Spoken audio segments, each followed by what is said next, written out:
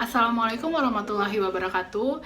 Nama saya Nazla Atika dari Magister Manajemen kelas 482 Universitas Sumatera Utara. Nah, dalam video kali ini saya akan membahas tugas tentang inovasi dan kewirausahaan oleh Bapak Dr. Insinyur Sugiharto Pujangkoro MS. Oke, dalam video ini saya akan menjelaskan salah satu buku yang sebelumnya sudah ditugaskan oleh Bapak Sugi untuk setiap mahasiswa mencari 5 e-book, lalu menjelaskan salah satu e-book tersebut atau mendeskripsikannya.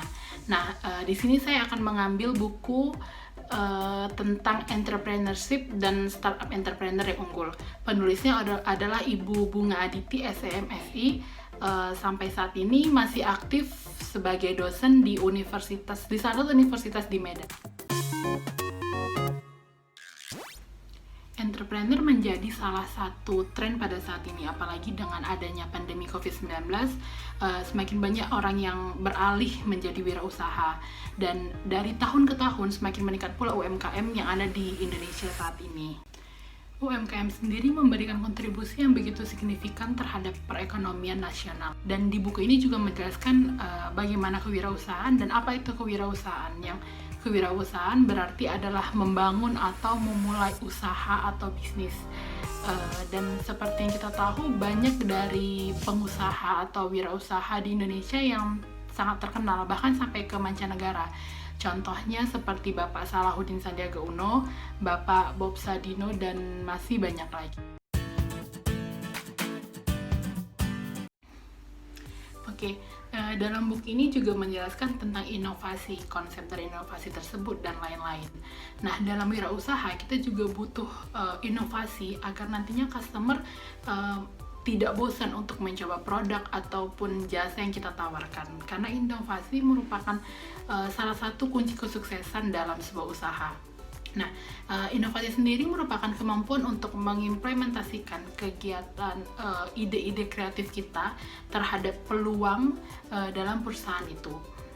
Perusahaan harus menghasilkan inovasi yang efektif untuk meraih suksesnya, karena tanpa adanya inovasi, suatu perusahaan itu akan sulit untuk maju, apalagi perusahaan yang produknya itu berkaitan dengan fashion atau teknologi ataupun jasa.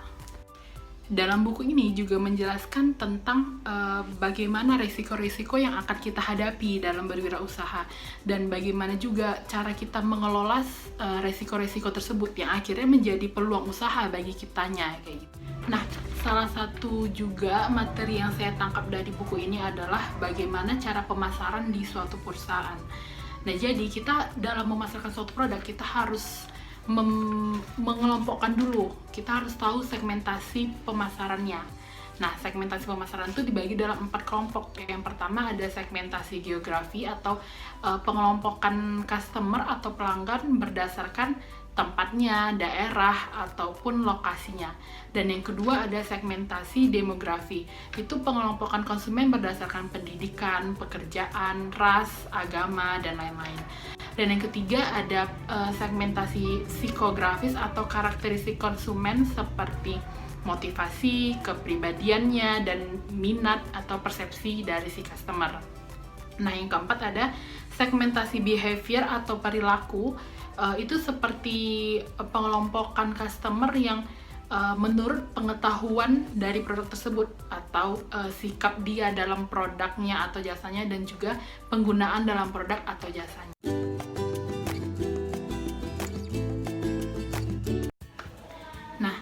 Setelah saya membaca buku tersebut kan, saya mendapatkan sebuah peluang bisnis.